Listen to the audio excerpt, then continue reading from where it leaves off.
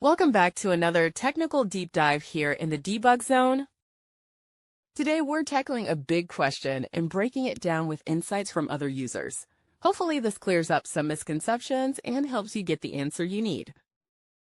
So buckle up, stay a little curious, and let's jump right in.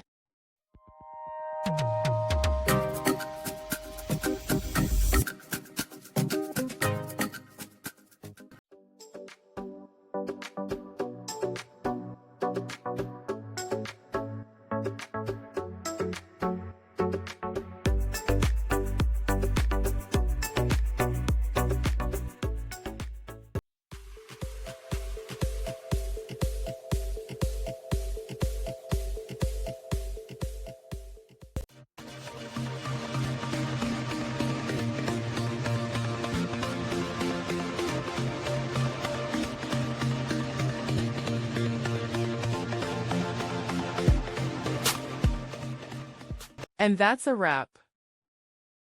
I hope you found the answer you were looking for. If you did, take a second to hit that subscribe button. It really helps out. And let me know in the comments which solution worked best for you. See you next time in the debug zone.